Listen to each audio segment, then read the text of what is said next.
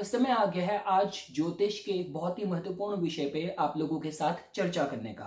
देखिए दोस्तों, जीवन तो प्रगतिशील है, लेकिन आपकी अपनी जो प्रोग्रेस है, चाहे आपको आध्यात्मिक स्तर पे समझनी हो, चाहे आपको रिलेशनशिप के पर्सपेक्टिव से समझनी हो, या किसी भी लेवल के भौतिक संसार में आपके विकास के प्रोस्पेक्ट के बारे में जानना हो, तो आज की जो वीडियो है वो आप लोगों के लिए बहुत मददगार, बहुत हेल्पफुल साबित होने वाली है। तो मेरे कहने का मतलब यह है दोस्तों, आज इस वीडियो में हम लोग नवमांश में जो आपकी चंद्र राशि है उस पे हम लोगों की चर्चा होने वाली है। अब देखिए दोस्तों, नवमांश के जो महत्व होते हैं वो ऑलरेडी मैं आप लोगों को पिछली श्रृंखला में नवमांश पे जो हम लोगों ने डिटेल से डिस्कशन करा था मैं आप लोगों को बता चुका हूं। नवमांश में भी अगर आप विभिन्न लग्न पाएंगे तो ओवरऑल आपकी जो complete second half of life है उसके बारे में क्या क्या जानकारी आप लोगों को मिल सकती है, उस पर भी हम लोगों ने अपना डिस्कशन कंप्लीट कर लिया है। अब हम लोग नवमांश में ग्रहों की स्थिति एक एक करके प्लेस करके फल समझना शुरू करेंगे, और सबसे ज्यादा जो महत्व है वो चंद्र को ही दिया जाता है।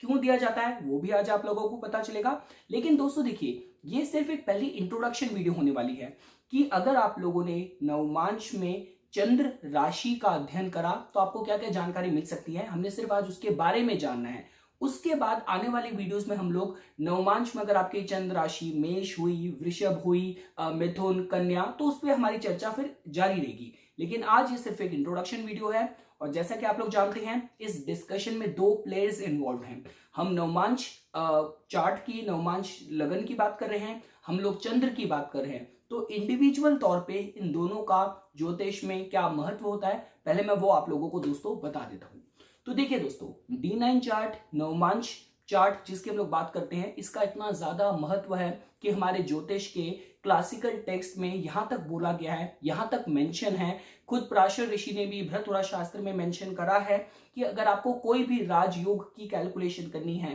प्रिडिक्शन करनी है, कोई भी आपको फल बताने हैं, अगर वो फल लगन चार्ट के साथ साथ नवमांश में अगर वैलिडेट नहीं हो रहे, वेरीफाई नहीं हो रहे, तो उन राजयोगों की जो आपके लगन चार्ट में बन रहे हैं उनके अच्छे फल देने की क्षमता क्षीण है, कमजोर है। तो मेरे कहने का मतलब यह है दोस्तों कि नवमांश आपकी राशि चार्ट का, आपके लगन चार्ट का 9th डिवीजन ही होता है। तो अगर लगन चार्ट शरीर है तो जो उसकी आत्मा है दोस्तों वो आपका नवमांश है। अगर लगन चार्ट आपका दिल है, हार्ट है, तो उसकी जो हार्ट बीट है, उसकी जो धड़कन है वो आपका नवमांश है। तो नवमांश का अगर आप लोगों को महत्व समझना हो दोस्तों, तो इसका सबसे पहला महत्व ये होता है कि नवमांश आपको आपके लगन चार्ट में जो ग्रहों की स्थिति है उनकी ट्रू डिग्निटी क्या है फल देने की। अगर लगन में जो ग्रहों की स्थिति है वो वृक्ष में लगे फल को रिप्रेजेंट कर रहे हैं, उनका प्रतिनिधित्व कर रहे हैं, तो उस वृक्ष की जो जड़ है दोस्तों वो नवमांश बताती है। तो पहली चीज, पहला फायदा नवमांश के अध्ययन का, विश्लेषण का ये होता है कि उससे आपको ग्रहों की ट्रू डिग्निटी पता चलती है।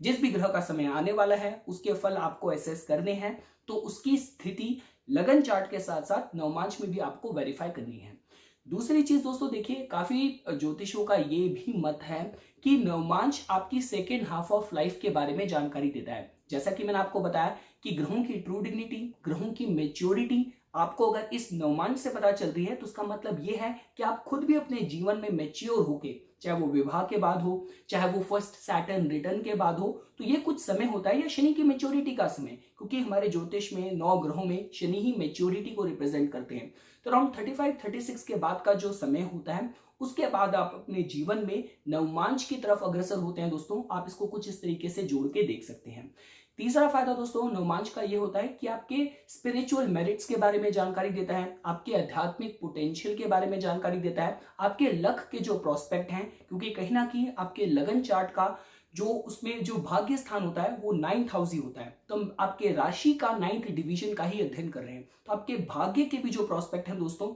उसकी जानकारी भी हम लोगों को नवमांश से मिलती है। और लास्टली दोस्तों, जो आपकी मैरिटल लाइफ की बात करी जाए तो आपकी संपूर्ण वैवाहिक जीवन का अध्ययन करने के लिए जो चार्ट है वो ये आपका नवमांश चार्ट ही है। तो ये दोस्तों हम लोगों ने नवमांश के बारे में, इसके जो महत्व है उसके बारे में हमने समझा। अब देखिए दोस्तों, अगर आप लोगों को चंद्र के बारे में समझना हो तो देखिए, चंद्र तो आपका पूरा संसार है। आप इस दुनिया को जैसे देख रहे हैं, जैसे समझ रहे हैं, जैसे महसूस कर रहे हैं, तो वो उन सब चीजों को जो आपको महसूस करवा रहा है, जो आपको समझा रहा है, जो आपको दिखा रहा है, वो जो एक इंटरफेस है बीच में, वो चंद्र ही है। सारे ग्रह जो आपको फल दे रहे हैं या आपसे फल को छीन रहे हैं, आप उसको एक्सपीरियंस कैसे कर रहे हैं? चंद्र के थ्रू कर रहे हैं। तो कहने का मतलब यह है दोस्तों, आपको अगर चंद्र की पॉजिटिव साइड समझनी हो, तो चूंकि हम आपका थिंकिंग पैटर्न, आपकी सबकॉन्शियस चंद्र से देखते हैं, तो इसका मतलब पॉजिटिव स्टेट में अगर संतुष्टि, कंटेंटमेंट की बात की जाए, पीस की बात की जाए, सुख शांति की बात की जाए, ये चंद्र की पॉजिटिव साइड है। नेगेटिव साइड में हर तरीके की असंतुष्टि की बात करी जाए, हर तरीके के एजिटेशन की बात की जाए, ये भी चंद्र की एक नेगेटिव स्टेट की तरह जोड़ के देखा जा सकता है। और देखिए दोस्तों, जो भी हमारे जीवन में भाग्यवश, प्रारब्धवश जो इवेंट्स होने होते हैं, उसकी कैलकुलेशन ज्यादातर चंद्र राशि से ही करी जाती है। शायद यही कारण है कि शनि की भी जो साढ़े सती की बात करी जाती है, ढैया की बात की जाती है, वो आपके लगन से नहीं, चंद्र राशि से करी जाती है। तो ठीक है दोस्तों, ये हम लोगों ने जाना इस चंद्र ग्रह के बारे में। अब देखिए दोस्तों, जैसा कि मैंने आपको बताया था कि लगन चार्ट से आपको ग्रहों की ट्रू डिग्निटी वेरीफाई करनी होती है, वैलिडेट करनी होती है नवमांश में, इस D9 चार्ट में। तो ग्रहों में भी जो सबसे इंपॉर्टेंट अगर चंद्र है, तो चंद्र की स्थिति अगर आप लोगों को वैलिडेट करनी है, जो कि हमारे आज का डिस्कशन का एक इंट्रोडक्शन वीडियो होने वाली है कि आपके नवमांश में चंद्र राशि का महत्व, तो उसके दोस्तों देखिए जो फीचर्स हो सकते हैं, वो मैंने 3 लेवल में डिवाइड करे हैं आप लोगों की ईज के लिए, आप लोगों की इजी अंडरस्टैंडिंग के लिए। तो उसके जो दोस्तों 3 फीचर्स हो सकते हैं, 3 लेवल्स हो सकते हैं, वो एक तो हो सकता है दोस्तों एक इवोल्यूशनरी लेवल ऑफ प्रोग्रेस किसी जातक की। दूसरे लेवल पे आप इसको इस तरीके से समझ सकते हैं कि आपके स्पिरिचुअल प्रोग्रेस की जानकारी हम लोगों को इस नवमांश में चंद्र राशि के अध्ययन से पता चल सकती है। और तीसरा लेवल होता है दोस्तों आपके मैरिटल लाइफ के प्रोस्पेक्ट के बारे में। अब ये जो मैंने आपको बताया है, इसको मैं आपको डिकोड करके सिंपल लैंग्वेज में बताता हूं। तो देखिए दोस्तों, जैसा कि मैंने आपको बताया था कि नवमांश के अध्ययन से हमें ये भी पता चलता है कि ग्रह आपको मैच्योर करके किस दिशा की तरफ लेके जाने वाले हैं। तो देखिए दोस्तों, ये बात तो पक्की है कि चंद्र राशि जो भी आपकी नवमांश में होगी, आपका थिंकिंग पैटर्न अंदर से आपका जो थिंकिंग पैटर्न है, आपकी जो सबकॉन्शियस है, वो जिस तरीके से वायर्ड है, जिस तरीके से इक्विप्ड है, वो आपकी नवमांश की चंद्र राशि इसको गवर्न कर रही है, उसको डिसाइड कर रही है। फर्क सिर्फ यह होगा कि with the passage of time you will be slowly drifting towards your chandra rashi. तो मेरे कहने का मतलब ये है दोस्तों कि ऐसा हो सकता है कि अगर आपका लगन चार्ट में जो आपकी चंद्र राशि है, वो फॉर एग्जाम्पल अगर मेष है, तो आपको लगता है कि आप बहुत इंपल्सिव हैं, आप बहुत मतलब रेकलेस तरीके से अपने लाइफ में आपने डिसीजन लिए हैं, आपने गलतियां करी हैं। लेकिन ये हो सकता है दोस्तों कि भीतर से आपके अंदर वो सामर्थ्य है, आपके अंदर वो पोटेंशियल है कि जो स्टेबिलिटी आप चाह रहे हैं, जो कि पृथ्वी तत्व की राशियां होती हैं, जिसमें अगर हम वृषभ की बात करें, हम कन्या की बात करें, हम लोग मकर की बात करें, तो वो आप अपने जीवन में प्रोग्रेस करके वो इवोल्यूशनरी लेवल तक आप पहुंच सकते हैं, जो कि पृथ्वी तत्व स्टेबिलिटी को रिप्रेजेंट करता है। तो मेरे कहने का मतलब यह है दोस्तों कि पहली चीज जो हम लोगों को आपके नवमांश में चंद्र राशि के अध्ययन से पता चलती है, वो पता चलती है आपका इवोल्यूशनरी प्रोग्रेस के बारे में, जिसको मैं इस तरीके से डिकोड करना चाहता हूं कि ये पोटेंशियल है जो आप अपने अंदर कैरी कर रहे हैं, and with the changing circumstances, with the passage of time, you are going to become that, your thinking pattern is going to become that. वो पीछे से आपको सप्लाई दे रहा है, पीछे से आपको करंट दे रहा है, एक सही समय के बाद आप उस तरफ अपने थिंकिंग पैटर्न्स को डेवलप होता हुआ, प्रोग्रेस होके बनता हुआ आप दोस्तों महसूस करेंगे। आप इसको कुछ इस तरीके से जोड़ के देख सकते हैं। इसमें दोस्तों देखिए एक और दूसरी चीज में इन्वॉल्व होती है कि आपके जो भी चंद्र राशि आपके लगन चार्ट में है और नवमांश में जो आपकी चंद्र राशि हो रही है, उनके बीच में कितना डिस्टेंस है। तो मेरे कहने का मतलब ये है, सपोज कीजिए आपकी जो चंद्र राशि आपके लगन चार्ट में वो आपकी कुंभ है, लेकिन आपकी जो चंद्र राशि है वो आपकी नवमांश में मकर है। तो यहाँ पे दोस्तों देखिए इस एग्जाम्पल को आप इस तरीके से समझ सकते हैं कि ग्रोइंग अप जहाँ तक हो सकता है कि थोड़ा सा इम्प्रैक्टिकल हो, बहुत ही कहते हैं यूटोपियन माइंडसेट और ऐसी मेंटालिटी रख के चलता हो कि उसके अंदर रियलिस्टिक थॉट्स हैं वो कम है। ठीक है, चैरिटेबल है, बहुत मानवता से के गुणों से भरपूर उसका जीवन है, उसके सोचने समझने का तरीका है, लेकिन जो प्रैक्टिकलिटी होनी चाहिए, जो रियलिस्टिक एटीट्यूड होना चाहिए, थिंकिंग होनी चाहिए, वो उस जातक के अंदर नहीं है। लेकिन with the passage of time, अब ये सेकेंड हाफ ऑफ लाइफ के में भी हो सकता है, आफ्टर मैरिज भी हो सकता है कि जातक का जो थिंकिंग पैटर्न हो वो थोड़ा रियलिस्टिक हो जाए, वो थोड़ा करियर ड्रिवन हो जाए, करियर ओरिएंटेड हो जाए। आप इसको दोस्तों कुछ इस तरीके से जोड़ के देख सकते हैं। अब दोस्तों देखिए, अगर आपको 11 नंबर की राशि जो कि आपकी कुंभ है, उससे अगर आपको मकर पे जाना है, तो यहाँ पे जो संबंध आ रहा है 2-12 का आ रहा है, तो शायद ये हो सकता है कि अध्यात्म का, स्पिरिचुअलिटी का एक मेजर रोल हो, जातक की इस मेंटालिटी में ट्रांसफॉर्मेशन आने में, ट्रांजिशन आने में। आप इसको दोस्तों कुछ इस तरीके से जोड़ के देख सकते हैं। तो दोस्तों मैंने आप लोगों को सिर्फ एक इनिशियल लेवल पे जो आज का चंद्रमा की आपकी नवमांश में राशि का जो पहला जो उसका फीचर है, मैंने आपको उस स्तर पे इसके बारे में बताया।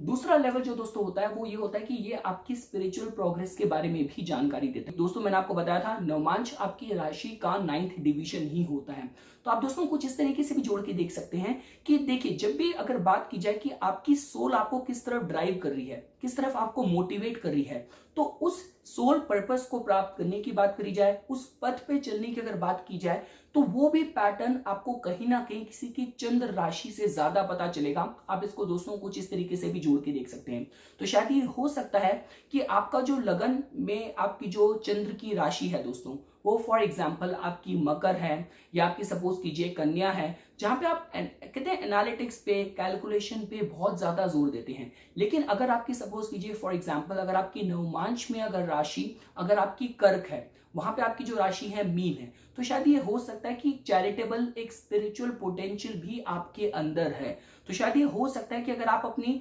लगन की चंद्र राशि और नवमांश की चंद्र राशि को एक दूसरे के साथ टैंडम में अध्ययन करके देखें, एक दूसरे के पैरेलल अध्ययन करके देखें, तो शायद ये हो सकता है कि ये जातक कुछ अपनी सेकेंड हाफ ऑफ लाइफ में ऐसा बन जाए कि वो बहुत बड़ा, जो लोग चैरिटीज बहुत ज्यादा करते हैं, मंदिर देवालों का निर्माण करते हैं, अपने अर्जित धन का इस्तेमाल चैरिटीज के लिए करते हैं। आप इसको दोस्तों कुछ इस तरीके से भी जोड़ के देख सकते हैं।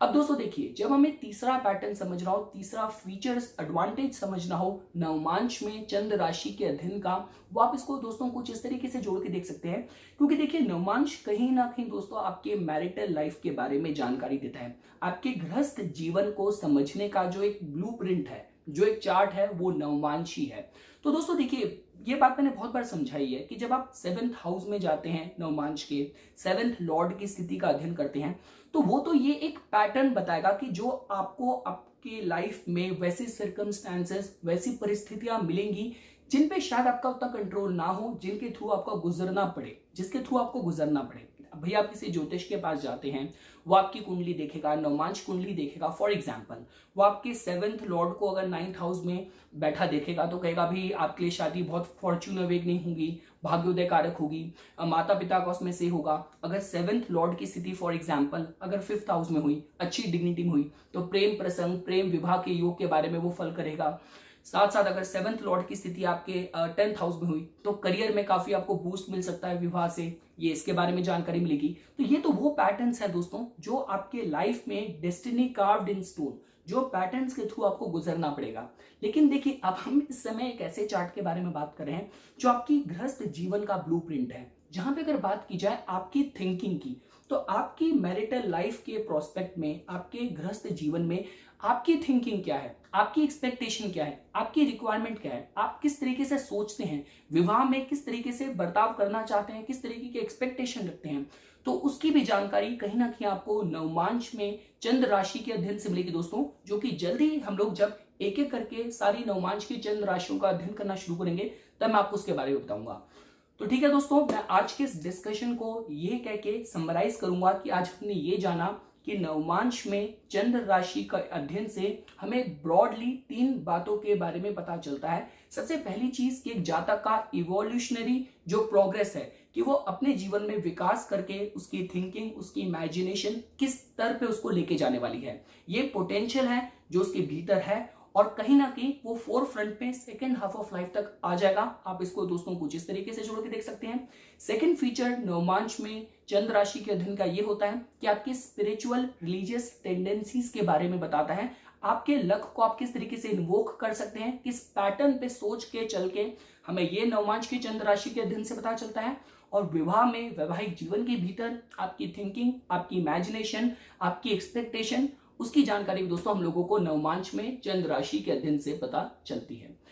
तो ये कुछ बातें थी दोस्तों जो आज इस वीडियो में मैं आप लोगों के सामने प्रस्तुत करना चाहता था। इसी तरीके की वीडियोस की समय समय पे अपडेट प्राप्त करने के लिए कृपया करके मेरा YouTube चैनल सब्सक्राइब कीजिए, मेरा